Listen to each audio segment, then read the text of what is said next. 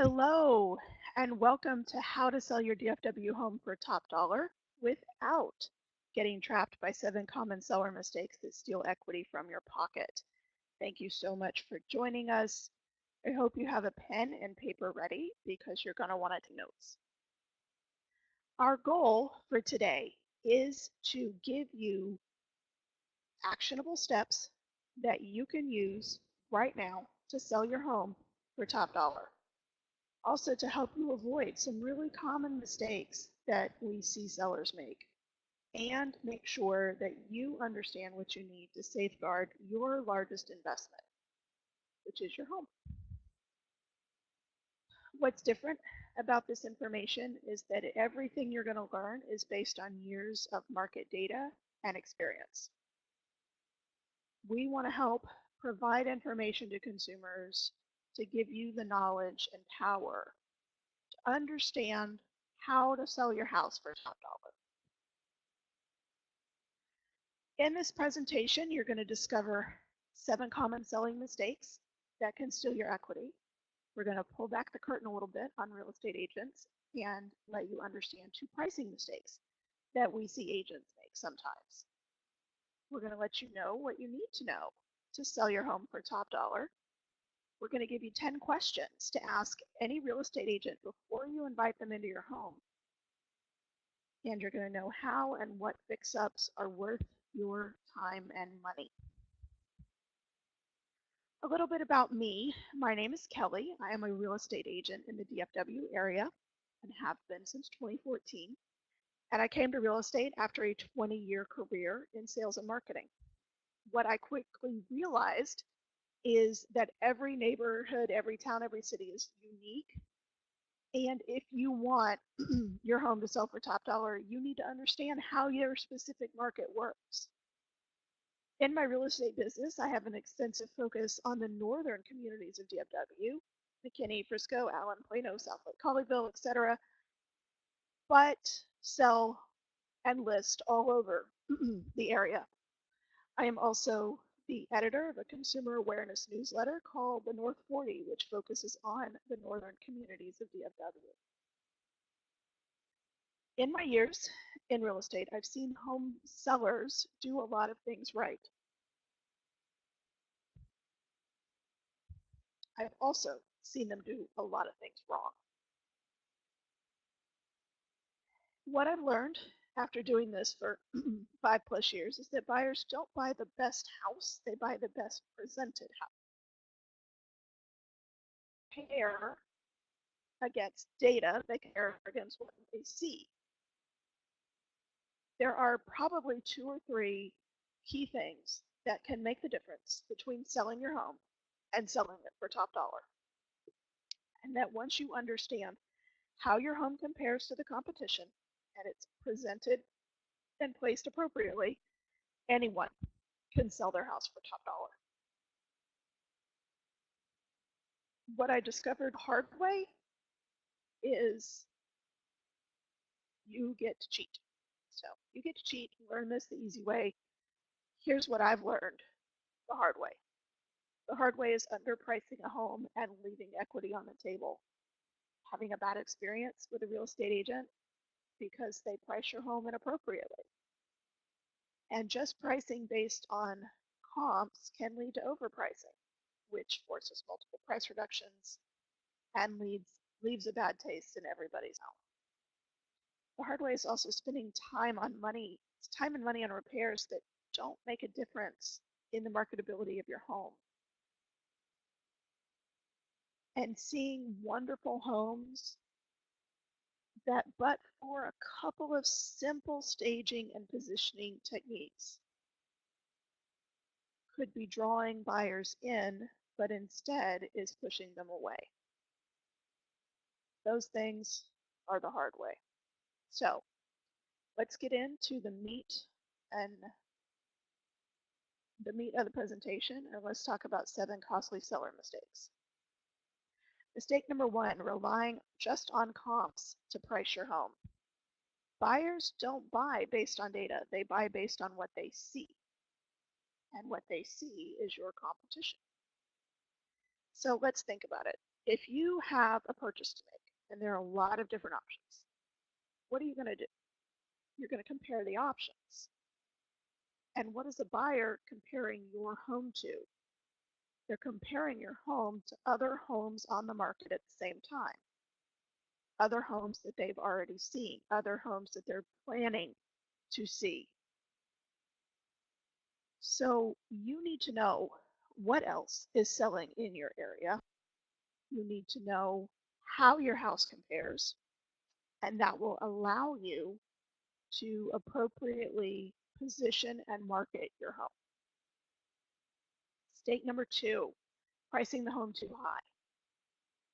The homes that sell fast sell for top dollar, and you don't want your home to sit on the market for too long. That just leaves everybody frustrated. We find that if homes sit, they're generally overpriced. Once the price comes into alignment with the condition of the home will sell. But you don't want to be selling from a position of weakness. You want to be selling from a position of strength.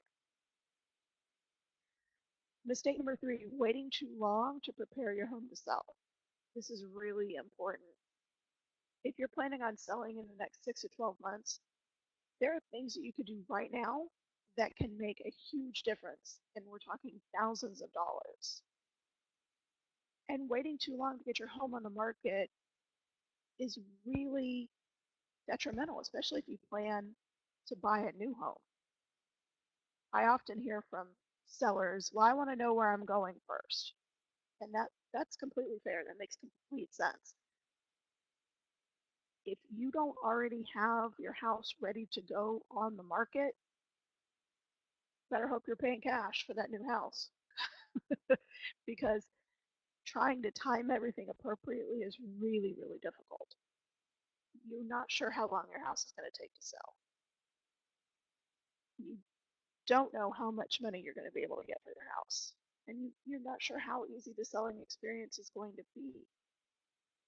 But if you put work in on the front end, it'll pay off on the back end. It absolutely will.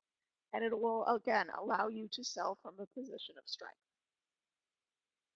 Mistake number 4, spending money on costly remodeling projects. This is so difficult because you may understand that your bathroom needs updating, but instead of redoing the whole bathroom, what it might need are just some quick hits that will increase the saleability. It might just need new drawer pulls or a new faucet or an updated light fixture or fresh paint. It may not need an entirely new bathroom. Sometimes those remodels don't pay off in the end. You need to understand what your competition is providing, and then you're able to focus on where you can win. When you're looking at these quick hits, make sure you pay attention to curb appeal. It's incredibly important. That is your house's first impression to the buyers. And you want to make sure that the buyers will stop, get out of the car, and go into your house. You don't want them to keep driving just because the curb appeal is lacking. Mistake number 5, not removing personal items. Your home is absolutely your haven, your place of comfort, your place of memories. But those are yours. Buyers want to be able to see themselves in your house. They don't want to feel like they're invading your private space. So an easy place to start staging your home is to get rid of those personal items. Go ahead, put them away, pack them up. Family pictures, artwork, collectibles, things like that. Go ahead, things that are so personal to you. Go ahead and put those away because you're going to be selling your house. Go ahead and pack them. Or put them away for showings. Then you can put them back out if you really love them. The other thing to do is clutter. If you've lived in a house for any length of time, you know you've got clutter. We all do. Everybody does. You want buyers to be able to see your countertops, to see your entry area, to see those closets. It's okay if there are things in them. Just make sure that the buyers can still see the amount of space that's there. You want to make sure that your home is not too personal or too empty, but that it's just right. Think about a new home builder's model home. Those homes are decorated and appointed with items, but those items are very neutral. That's what you're going for. Mistake number 6, poor photography. This one is my personal, like, drives me bananas.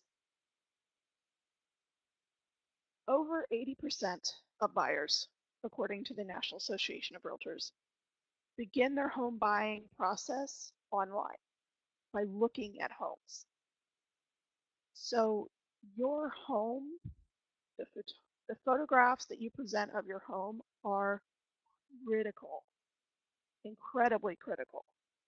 You want to make sure that buyers are stopping and wanting to see your home and sending it to their agent and saying, oh my God, we've got to see this one. This one looks amazing. That's because your photographs are. Mistake number 7, being present during showings and open houses too.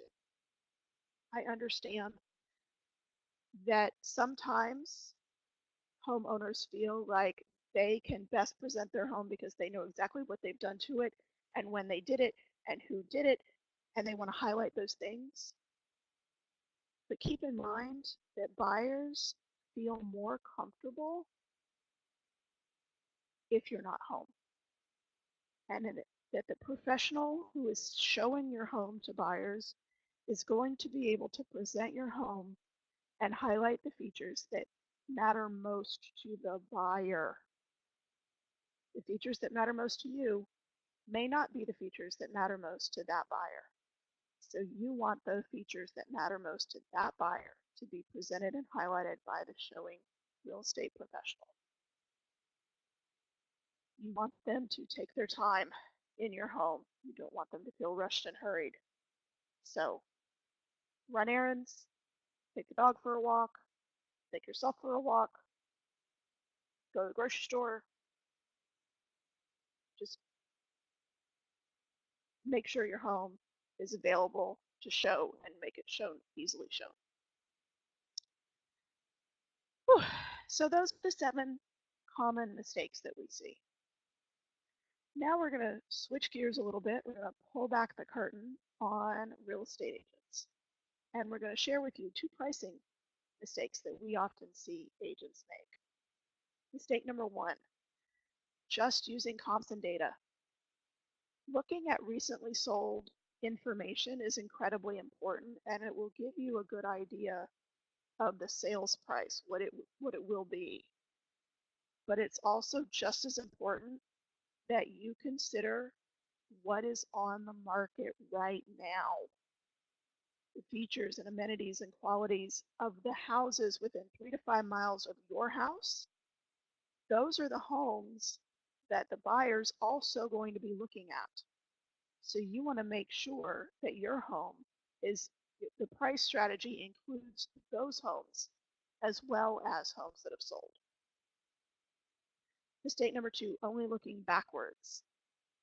Again, understanding what homes have sold for is incredibly important. And buyers are going to use that data when they decide to make an offer on your home.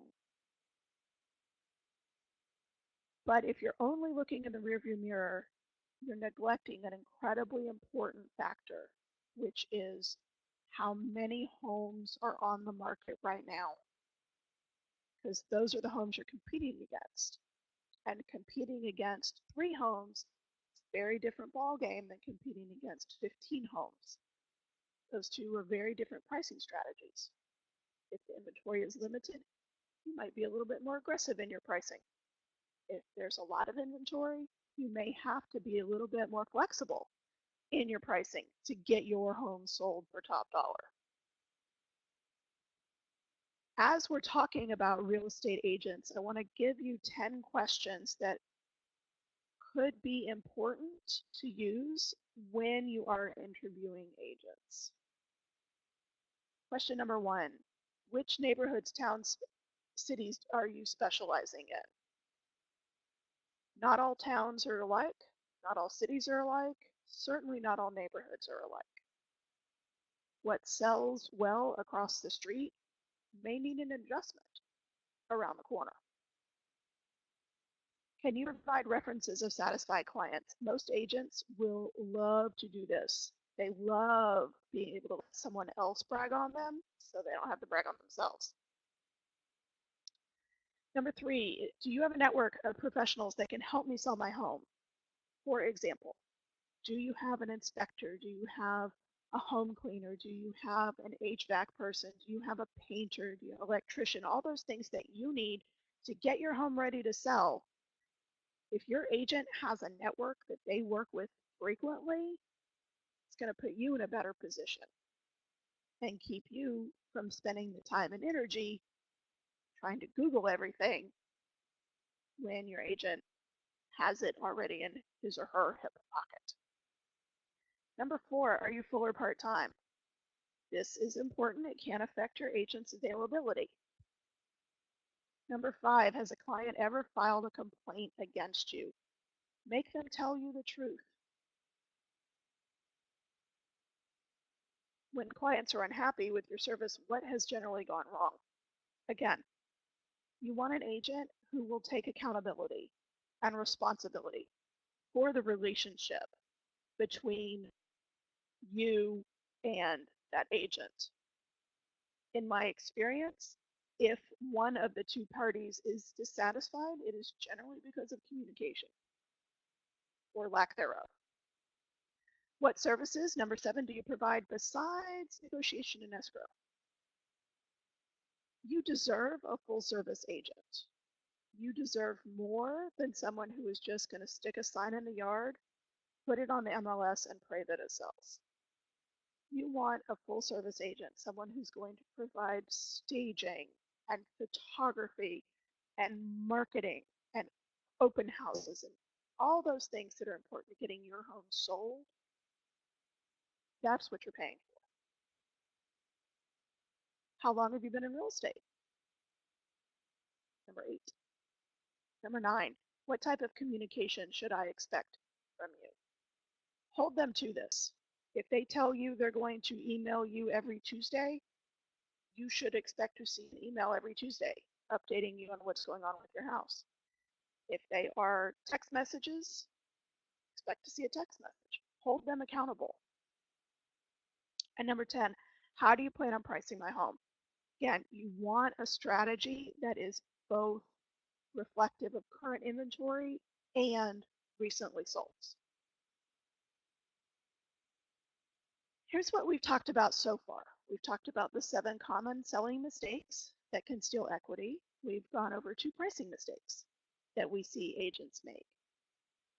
We've given you an idea of what you need to know about selling a home in DFW for top dollar, and we've given you some interview questions to ask potential agent candidates. But let me ask you a question. Would you agree that the time we've spent so far has been time well spent? I hope so. I certainly hope so. But understanding that we can't cover everything in a webinar, even if we wanted to, even if we had all day, there is a free service that we offer to DFW homeowners so that you can get everything that you need to know. And here's how we do that in my team.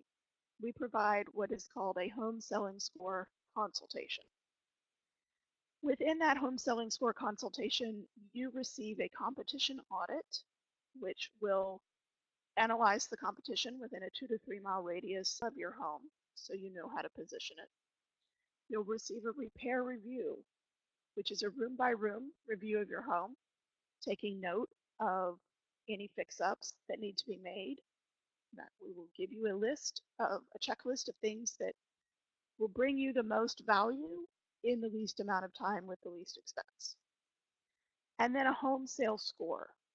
We will rate your home, its features, its amenities, its condition, and give you a score that will show you how competitive your home is in the current market. If at all possible, you want a home selling score of 85% or better. We find that homes with that score sell quickly and for top dollar. What the home selling score consultation will allow you to do is know exactly what fix-ups to spend time and money on, how to prepare your home to sell so that it makes a difference, so that buyers see your home and it compares favorably to what else is on the market. You'll know exactly what you need to do to get that 85% or better home selling score, and you'll have confidence that you've done everything you can to position your home to sell for top dollar. This consultation also eliminates a lot of things. It eliminates wasting money on repairs that really don't make a difference in the ultimate value of your home. It'll eliminate not being prepared when you go to market. It'll eliminate you getting stuck on the market and becoming a stale listing. And you'll be free of the stress and anxiety that come from being uncertain if you've done everything you could to get the most money possible for your house. That home selling score, the competition on it, you need to know your competitors because buyers will. The repair review allows you to spend money where it counts so that you do sell for top dollar. And the home selling score shows you how likely you are to sell quickly. Because of the size of my team, we limit these consultations to 5 per week, and they are on a first come, first served basis. So if you would like your free home selling score, here's how you get it. You're going to go to this website. You're going to pick the time that works best for you. Fill in the details, and then we'll call you within 24 hours to confirm your appointment and answer any pre-consultation questions that you might have. We do limit these again to 5 per week. So we would love to talk to you. We would love to come out and take a look at your house. No obligation. Give you information. We'll follow up with you. That'll be it. If you would like to take advantage of this, please do so now because those spots do fill up quickly. Thank you so much for taking the time, spending some time with us, letting us provide you with this information. I hope you found it useful. And we look forward to working with you very, very soon.